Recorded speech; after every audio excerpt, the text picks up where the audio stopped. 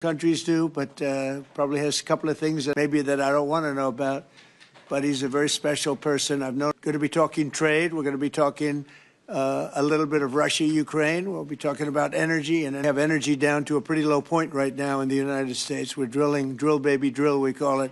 But energy costs are very low. Our general costs are very low. And I just saw that Walmart came out with a statement last night. They've done it for many years, that Thanksgiving this year will cost 25% less than Thanksgiving last year under Sleepy Joe Biden. So that's a big difference. That's a big difference. 25% less Thanksgiving. And I think that's a very good chart. They include everything that you need for Thanksgiving. So it's 25% less this year than it was last year. And that's true. That's emblematic of the rest of prices. Energy prices are way down from what they were last year. Inflation is almost non-existent. We have inflation down to a very low number, whereas Biden, as you know, is the worst inflation in the history of our country.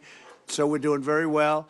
We have a shutdown, as you probably know, because the Democrats have gone, they're crazy. They're crazy. But they don't care if they hurt the country. But we've approved it 14 times. We've approved opening up 14 times, and they keep rejecting it. And I guess maybe they will again. Let's see what happens. They want to have a lot of bad things happen, bad things for our country. We're not going to give $1.5 trillion to people that came into our country illegally. We're not going to do it. To people came from prisons. They came from mental institutions. They're drug dealers. They want to give them medical care. $1.5 trillion. And we're not going to do other things that they're requesting also. So I just want to welcome this really good person. I know him very well. He's a good person, and he's a great leader, and he's loved in his country. And Victor, would you like to say a few words? Thank you very much, President. Thank you. First of all, may I say that thank you very much for the invitation. It's good to see you, President, back to the White House. And good to be back after 6 years, anyway, again, to see you here, as we have met last time. The reason why we are here to open a new chapter between the bilateral relation of the United States and Hungary, basically because during the Democrat administration, everything was ruined. So after your leaving president, everything was basically broke, ruined, cancelled, a lot of harm done by the previous administration. In the last 10 months, President, what you have done, we are very much grateful for that. You restored the old level of the relationship. You improved the bilateral relation. You repair what was done badly by the previous administration. So now we are in quite a good position to open up a new chapter, let's say a golden age between United States and Hungary. And we have plenty of suggestions for today: economic cooperation, military cooperation, and political cooperation. And the main issue, probably, President, you know, we are neighboring Ukraine, which is in war. It's the most important issue for us, and we would like to discuss with you how we can contribute to help you in your peace efforts. That's why we are here. And you've taken a lot of Ukrainians that needed your help, and you've taken a lot of them in your country, and everybody appreciates that. Thank you very much. Yeah, we do our best. Thank you very much. Any questions, please? Go ahead.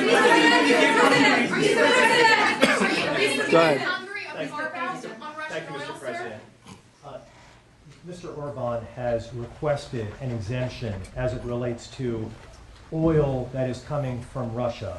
Is that something that you are prepared to do? And may I ask Mr. Orban a question in regards to that very issue? Sure. We're looking at it because it's very difficult for him to get the oil and gas from other areas. As you know, they don't have the advantage of having sea. It's a great country. It's a big country, but they don't have sea. They don't have the ports. And so they have a difficult problem. There's another country that has that same problem, by the way. But when you look at what's happened with Europe, many of those countries, they don't have those problems, and they buy a lot of oil and gas from Russia. And as they know, I'm very disturbed by that because we're helping them, and they're going and buying oil and gas from Russia. So that question could be really asked maybe more accurately if you talked about many European countries, not Hungary necessarily, because Hungary is in a different position. But many European countries are buying oil and gas from Russia, and they have been for years. And I say, what's that all about, right? Thank you. Thank you, Mr. Orban. So that will be one of the issues for Yeah. today, to explain clearly what would be the consequences for the Hungarian people and for the Hungarian economy not to get oil and gas from Russia, because we are supplied by pipelines. Pipeline is not an ideological or political issue, it's a physical reality, because we don't have port, exactly as the President explained to you. So we will negotiate on that point. It's vital for us anyway. Mr. Orban, there are two pipelines, as I understand it. There's a pipeline from Ukraine and there's a pipeline from Croatia. And my understanding is that the pipeline from Croatia can provide all of Hungary's energy needs. As a result, why would you need an exemption if that's the case? Okay. So when we discuss that issue, you should separate the gas and the oil. On the gas issue, which is very important for us, 90% of the Hungarian households based on heating system based on gas. So we have only one pipeline delivering gas to Hungary, which is the main pipeline, the Turkish one. What we got from Croatia is a very small volume supplementary gas pipeline. Okay, that's gas. Oil is another issue. So oil is coming from the Druzhba pipeline, which is the main supply, and that is a Croatian one, which is the secondary and supplementary pipeline. We would like to convince the Croatian government to enlarge it and make it possible to deliver more. Under these circumstances, it cannot be the main pipeline. It's just supplementary. But later on, with some big investments, it could serve better the interest of Hungary. Yes, please, go ahead. President, thank you. Many people see this meeting not just as an encounter between two countries, but as the symbol of the strengthening of a new conservative world alliance. Would you agree with that interpretation? And how do you see the future of Europe in the light of leaders like Viktor Orban stand up to Brussels bureaucracy and the globalist agenda? Are you from Hungary? Yes, I am. I figured. The fact is that he's a great leader, and he's respected all over, not necessarily liked by some of the leaders, but, you know, those leaders have proven to be wrong. If you look at his stance on immigration and other things, you know, if you look at Europe, they've made tremendous mistakes on immigration. It's really hurting them very badly. He has not made a mistake on immigration. So he's respected by everybody. He's liked by some. And I can tell you, I like and respect. I'm a double. I like and respect him.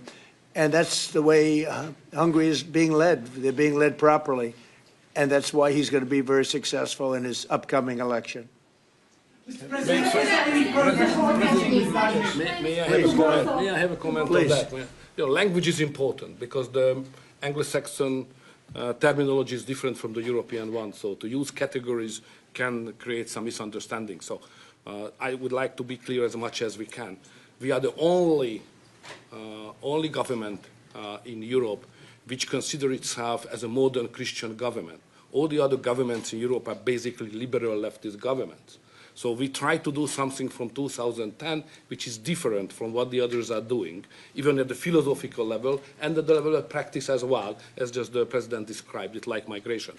So we are kind of a special island of difference in a liberal ocean in Europe. And we consider ourselves as a modern Christian government. That's the proper category to describe what we are doing. To both of you. We're talking, but we'll report on that later. Meetings with Putin. We were talking about that with Viktor. He understands Putin and knows him very well. And I feel that, I mean, I'm going to let you say what you think, but I think that Viktor feels we're going to get that war ended in the not too distant future. Viktor, do you want to talk about that? I'm strongly convinced. So the question is whether we Westerners are unified or not.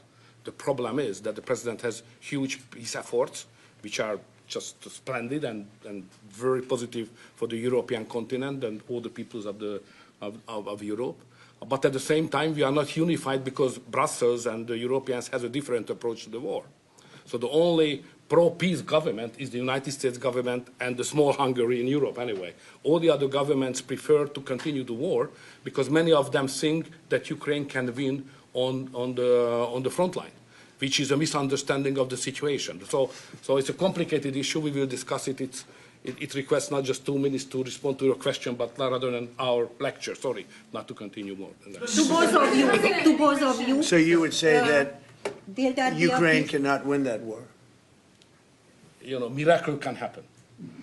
Yeah, that's right. to both of you? Will that be a Yeah, peace go ahead, summit? Thank you, Mr. President. What is your message to the EU, because from Hungary, and the EU want to impose their woke policies on Hungary? What is your message? Well, I think they should respect Hungary and respect this leader very, very strongly, because he's been right on immigration. Look what's happened to Europe with the immigration. They have people flooding Europe all over the place, and it's hurting it. It's the crime rates are way up. A lot of bad things are happening. His crime rates are very low. They're the same as they always were, which is very little crime, because he's kept it the way it should be. Europe, I mean, I don't want to go into individual countries. They're all friends of mine, everyone. As you know, in NATO, they voted to go from 2% to 5%, and, you know, that nobody thought that was possible. And we had just about almost, other than Spain, a unanimous vote. No, I think that I think they respect him a lot. They don't agree with him, but actually, inwardly, I think they probably do agree. He was right on immigration. They were wrong. They are flooding Europe with people from all over the world, and Europe is becoming a different place. And I tell the leaders all the time, you better stop or you're not going to have Europe anymore. It's a very dangerous thing they're doing. May I have a reflection on that? So on migration issue, just for clarification, in Hungary, the number of illegal migration is like that, zero, because we have a crystal clear system. If somebody would like to come to Hungary, first he should ask for that. If he gives the permission, they can step in. Nobody can step on the territory of Hungary without having a permission from the Hungarian authorities. This is the regulation, simple, well working. What is the consequence of that? We are under sanctions, financial sanctions of European Union, because we don't let the illegal migrations to come to Hungary and to the European Union as well. So we have to pay, just to inform you, we have to pay every day €1 million as a punishment to the Brazilian budget, because they stopped the migrants. This is the absurd world we are living now in Europe. To both of you. Go ahead, please. Will, Yes, Thank go you ahead. so much. Thank you. I'd like to ask what do you think, what do you believe after this meeting? Can you have maybe, or the European Union will have another opinion about, just because of this penalty, another opinion about Hungary because of the immigration and because of this kind of politics, which is not that strictly as the European Union directs. What do you believe? Yeah, where are you from? I'm from Hungary. Okay. I do have that conversation with them, and I respect and like them. You know, they're all friends of mine. I think pretty much every single leader in Europe is a friend of mine. We get along really well. They've done everything I've asked them to do with NATO, etc. The only thing they continue to do is buy oil from Russia. That's not too good. But I told them they should respect this man. They can also learn from Viktor. Viktor has had a very hard stance on, more than anything else, immigration or even illegal immigration. He literally has accepted no one over the years. Think of how much greater these countries would be if they didn't have the tremendous crime that has come in with the immigration. People just flowing into Europe. They've got to stop it. And not only stop it, they have to reverse it. They have to get them out. We've done that here. We have 0 people coming in now. The borders are closed. We take people, but we take them legally. But we've done it very strongly, and we're moving hundreds of thousands, millions of people out. We had, of the 20 million people, 25 million, nobody knows even what the number is. They never knew. Biden had no idea. He had no idea. I don't believe he had any idea what was happening, because he wasn't about open borders. But we had open borders, and we had millions of people come in, and they were coming in from jails. They were coming in from mental institutions. They were coming in as drug dealers. We had 11,888 murderers. Half of them committed more than one murder. We're getting them all out. We're getting them out. He doesn't have that problem, but Europe does have that problem. Other parts of Europe have that problem. So, I tell them all the time, I stick up for Viktor Orban. Not a lot of people do because in many cases they're jealous. They wish they did what he did. They would have no problems if they did what he did. And I have a bigger heart than anybody, but, you know, they've destroyed some of those countries. Some of those countries had no crime 10 years ago, and now they have quite a bit of crime. And I would say that I don't know anything about your crime levels, but I would imagine they're very low. Down. Huh? Very Not down. too high, right? No, it's very down. One of the best in Europe. I had a feeling. Sorry, may I have one remark? Sure, please. No. Just a clarification as well. I'm not here to ask help President Trump to manage my conflicts or our conflicts with the European Union. This is our matter, so we will do it. What we need is a golden age, to open a golden age of the United States-Hungarian relationship. That's the biggest help we can get from the United States. And maybe Europe too. You know, we can include Europe, but it's going to get more difficult. So inside the European Union, we will manage all of our affairs. To be the most possible humble guy, yeah? But I'm the longest-serving Prime Minister of Europe. I survived all the Prime Ministers who attacked us. And I'm sure we will survive next years as well. So we will manage our conflicts successfully. Mr. President, one question for you, Mr. President, one question for the Prime Minister. Speaking of Europe, last month you said that you would not withdraw US troops from Europe, yet 2 weeks later the Pentagon announced, decided to withdraw significant number of troops from Romania. So have you changed your mind, or the Pentagon ignored your assurance? No, they don't ignore anything that I say. What they do is we make changes. We move. It's the same number, total number, but we move people around. I happen to like the Romanian people. I think they're great people. And Pete, you may want to suggest something right there, please. Absolutely. No, nothing was uncoordinated with the White House. It's all part of the view that we have of Europe, and there will remain troops in Romania, but there's some change in how we rotate and how many we rotate. And the relationship with Romania is very good, right? It's very good, and we've coordinated all this with Secretary General Ruta, with throughout EUCOM, throughout our allies. Everyone was notified in advance. The relationship with Romania is very good. The relationship with Europe is very good. I disagree with what Europe is doing having to do with immigration, but I agree with them on many other subjects. We just signed the biggest trade deal ever made with Europe, $950 billion. We were able to do it because of tariffs. It was a deal that was good, very good, but we had a very unfair deal. We were treated very badly before I came into office, but we just signed. It's the single biggest trade deal ever signed. So we have a very good relationship with Europe. Yeah. What is the main dispute with the Russians which prevent the Budapest summit with Putin from taking place? The basic dispute is they just don't want to stop yet. And I think they will. I think it's taken a big toll on Russia, a big toll on both countries, obviously, but it's taken a big toll. They're losing 7,000 soldiers a week. That's a big toll. And between the two of them, divided, you know, with Russia losing more soldiers, actually. But they're both losing a lot of people. And that's the primary thing that, with me, it's not economic, it's not money. In fact, we don't spend any money. We send it to NATO. They pay us for our missiles and for our military and everything else. We don't. It's not a question of money. It was with Biden. He spent $350 billion. He got nothing for it. The war would have never happened. If I were president, the war would have never happened. I think you would agree with that. This war would never have happened if I were president. It's stupid that it happened. But it did happen. I inherited the war, and I think we're going to get it ended. Not too distant future. Yes, please. So no question that if that time the name of the United States president would have been Donald Trump, there would be no war between Ukraine and Russia. That's clear. But what we are speaking about here is more than that, because without the pressure coming from the United States government, I'm speaking 2022, the Europeans would not take that hard line what they have today on the war.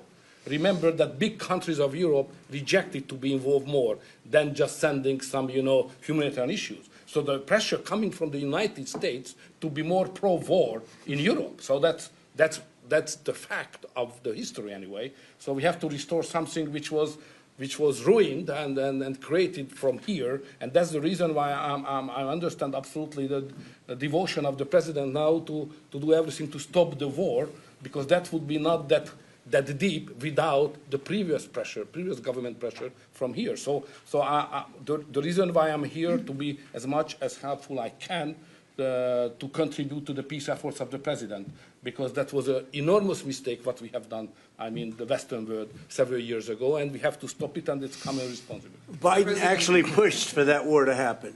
Okay, if you can believe it. Nobody can believe it, but it's one of those things. And now look what happened. Look what's happened to Ukraine. It's a much smaller country. A lot of people are dead. You take a look at it's a whole different world over there, and Russia has not been helped very much by that war either. They lost a tremendous number of soldiers and people. And, you know, look, that war should have been a one-week war. I don't know why it's taken. This is 4 years. Should have been 1 week. Should have been over with, but it would have never started. Should have never started. And I would have solved the problem without giving up anything. Ukraine would have remained as is. So there were tremendous mistakes long before I got there. I inherited that mess, and we're getting it solved, along with the 8 wars that we've already ended. Mr. President, What is America's interest cultivating better relations with the EU leader or Orban? I think I can do both. I mean, there's no reason why I can't. I get along well with the European nations. We are still a member of the European Union, so it's easy. Yeah, and by the way, he's a member in good standing, I guess, although they penalize him every once in a while. But he's a member in good standing with the European Union, so he's a member. He's a part of it. But I get along great with him. I get along very well with them. I agree with him on immigration much more than I agree with them. But I agree with, a lot of the things in Europe he also agrees with. But he had a difference, I would say, primarily on immigration more than anything else. And I happen to think he was right, because their whole fabric has changed. I mean, you go to some of the countries, they're unrecognizable now because of what they've done. And Hungary is very recognizable. Yes, ma'am. Mr. President. yes, Mr. President, will there be a peaceful meeting in Budapest still this year? What do you think? You mean a meeting with President Putin? Yes. You mean in Hungary? Well, I'd like to keep it in Hungary, in Budapest. That meeting, it turned out I didn't want to do that meeting because I didn't think anything was going to be happening of significance. But if we have it, I'd like to do it in Budapest. Yeah, it'd be good. Mr. President, you said many times to support Viktor Orban. Why is it important to win the next election, for example, for the United States, Hungary, and also Europe? Why is it important? Well, I don't know his opponent. I don't know if he has an opponent yet. At some point he will, I guess. We always have opponents, always. right? Not much of an opponent. But I'll be supportive of him. He's done a fantastic job. We've had a great relationship. The United States, look, we had a country that had no leader. It had an auto pen, illegal auto pen, totally illegal. And that's coming out stronger and stronger. But we had no leader in the United States. I mean, Hungary, as an example, had no relationship with the United States, even though we do, billions of dollars in trade with Hungary. Yeah. Hungary's a big country economically. We do, billions of dollars in trade with Hungary. Why would they give that up? And they gave up so much else. Look, they gave up everything. This country was poorly run. I think if I didn't win the election, we might not have a country, if you want to know the truth, not a recognizable country. But our relationship was immediately good as soon as I won the election, because Viktor's one of the people that's highly respected, and we had a great relationship with Hungary. We do again. That was an easy one. Mr. Yeah. Do you and Prime Minister Orban agree on ways to put pressure on President Putin to come to the negotiating table to end the war in Ukraine? I think we agree that the war is going to end. Sometimes people have to fight it out a little bit longer, but I think we agree that the war is going to end in the not-too-distant future. Do you want to talk about that, Viktor? I have some ideas, and I will present it to the president. How to stop it. Mr. Prime Minister. Mr. President, since you brought up the Walmart Thanksgiving meal, and it is cheaper, but it also contains less. As a portability, well, I haven't heard that. You're telling me. Who are you with? Who are you with? I'm with NBC News, sir. Fake news. NBC. You're fake news. What a NBC's gone down the tubes along with most of the rest of them. If I may ask, why do you think there's such a disconnect between the economy that you're describing day to day and the way many Americans say are feeling and are concerned about? Well, they feel better about our country right now, other than the shutdown, obviously, which is caused by the Democrats, could be ended by the Democrats in 2 minutes.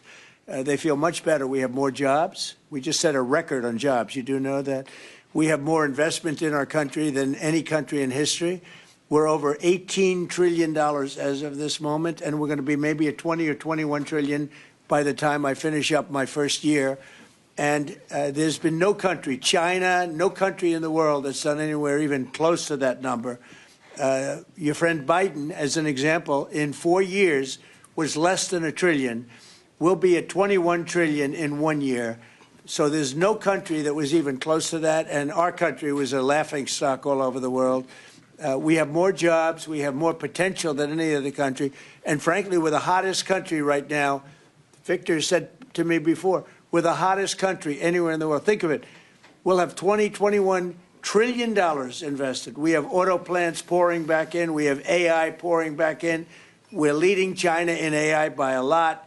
We're leading everybody in every category. There's no category that we're in second place. So I just heard this yesterday that Walmart said that the Thanksgiving was 25% more expensive under Biden. That's a big, to me, that's a big number, because Walmart's respected. I mean, Walmart is Walmart, and, you know, they're giving you prices. So that would mean that the whole series of pricing and costs, you know, the groceries and everything else, it was a con job. It was a con job. Affordability, they call it, was a con job by the Democrats. The Democrats are good at a few things: cheating on elections and conning people with facts that aren't true. It was 25%. Walmart just announced it 2 days ago. 25% cheaper this year, will be cheaper to have Thanksgiving than it was a year ago under Sleepy Joe Biden. You say that affordability is a con job, as you put it. Say it. You said affordability was a con job, and you didn't want to. You said last night you didn't want to talk about affordability. I talked about it. When did I not want to talk about it? I talk about it all the time. We are much better than Biden and all of them. Now, just so you understand, do you remember that the Biden administration had the highest inflation in 48 years, but most people say ever recorded? Do you remember that? Right? Do you remember it? Did they have the highest inflation in 48 years? Did they? Just answer me the question. You know the answer. The answer is yes. They had the worst inflation in 48 years.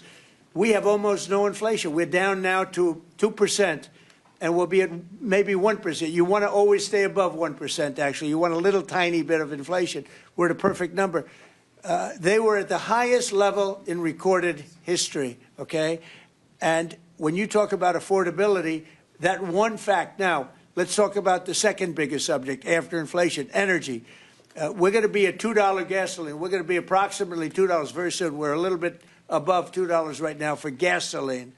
Now, under Biden, it was $4.50. It even hit $5, but it was $4, $3.50. We're going to be at $2 a gallon. So gasoline's much less. Energy costs are less. When you have energy and when you have gasoline less, everything else follows. It's such a big category. So when you have lower energy prices, which I think you admit we do substantially, that means everything else. So we are the victors on affordability. But if I watched that election, which I was not much involved in, I didn't support Virginia, the candidate, didn't do a lot of support for the other candidates. They asked me about Cuomo, and I said, well, it's a question, do you want a thug or do you want a communist? I mean, that was my response. So I wasn't involved in that stuff too much. But I will say this. If you look at affordability, which they campaigned on, they lied because they talked about, oh, prices are up. No. Prices are down under the Trump administration, and they're down substantially. Energy prices are down by 30, 35, 40%. Gasoline is way down. And the other big thing is inflation is way down. The biggest thing is inflation. The second biggest thing is energy. Energy is way down, and what's also down? Gasoline. Also, The biggest thing is inflation, and it's way down. We took over a mess, the highest inflation in recorded history. Some people would say 48 years. I'll take either one of them. But I believe it's the highest inflation in recorded history. That alone makes it impossible for them to have done a good job affordability-wise. So one other thing. When I came into office, Victor, 2 days into office, they were screaming at me about the cost of eggs. I was there for 2 days. Eggs had quadrupled. And I said, listen, I just got here. Let me check it out. And they were right. Eggs had gone up by 3-4 times. Within a period of a few months, we had eggs down to a normal cost. We did a great job on groceries and affordability. The only problem is the fake news. You people don't want to report it. And, in fact, I'd like to ask Caroline. Where's Caroline? I'd like to ask Caroline a question. Where is she? Did she? Uh-oh. She deserted us. She deserted me. Our great Caroline superstar deserted me. Anyway, she's right outside. She was going to talk about, because the fake news yesterday, they talked about that. They said, oh, I don't want to talk about affordability. The reason I don't want to talk about affordability is because everybody knows that it's far less expensive under Trump than it was under sleepy Joe Biden. And the prices are way down. Caroline? Yes, sir. Could you discuss that question that was asked, and how it was asked in such a fake, disgusting manner by the fake news? Yeah, and I just saw it asked again here, and it's very unfortunate that the reporters in this room refuse to address, sir, what you just said, which is that you inherited the worst inflation crisis in modern American history, and you are fixing it in 10 short months. And your entire administration has been tasked with this effort, from Treasury Department to Agriculture Department to the National Economic Council right here at the White House. They are slashing regulation. He signed the largest middle-class tax cut in 6 months.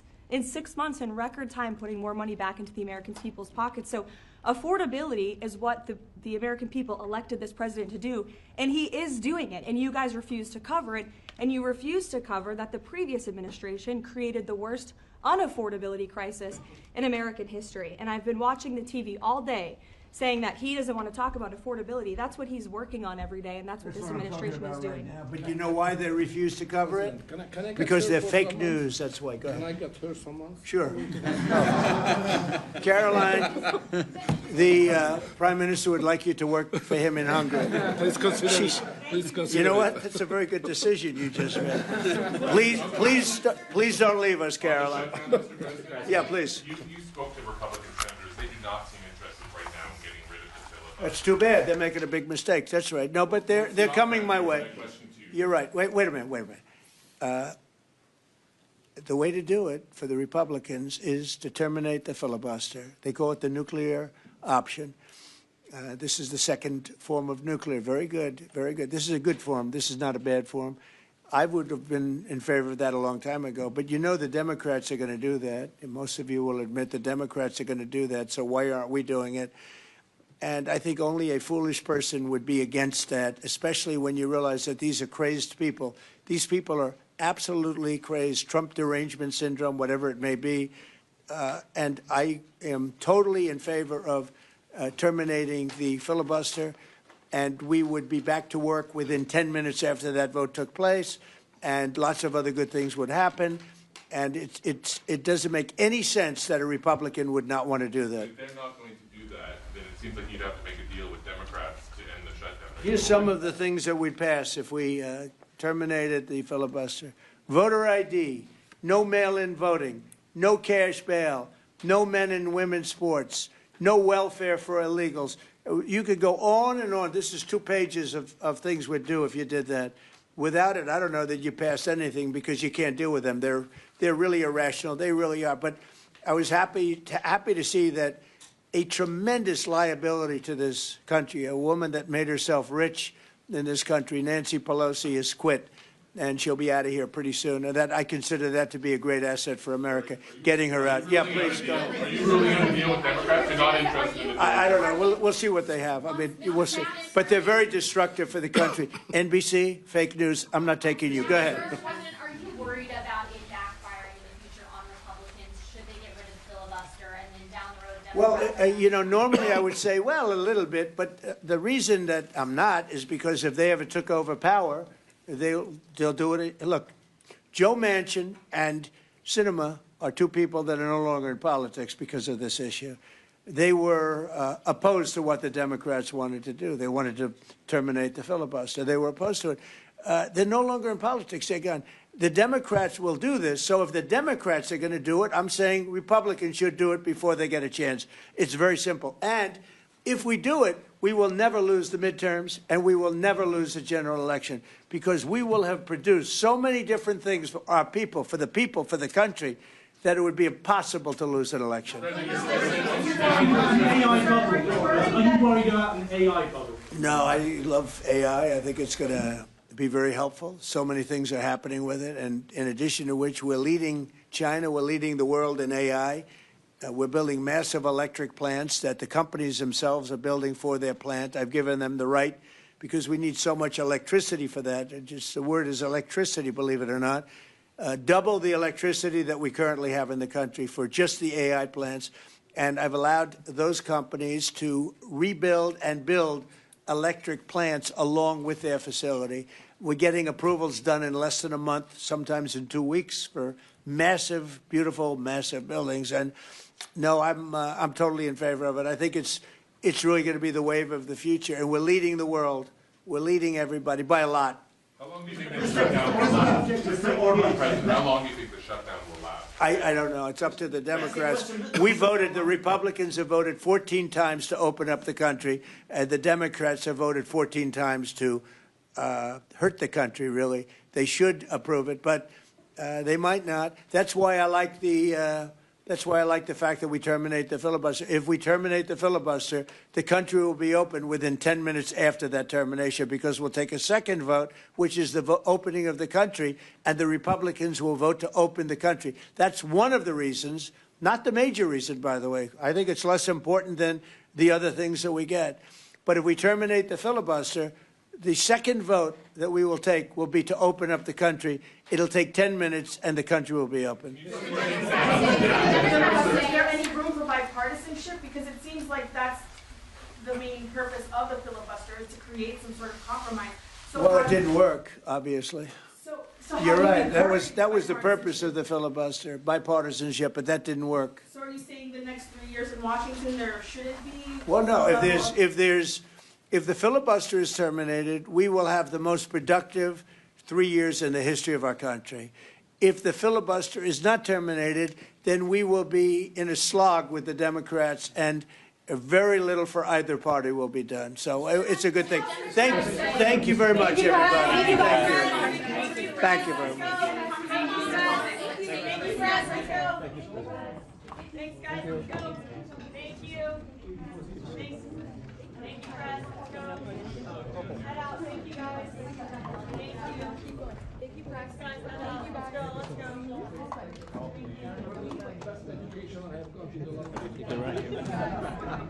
When you can say that now, that's golden. We should introduce that format at home. Introduce this format at home. Yeah, but our ministers are not able to behave so disciplined. But here's the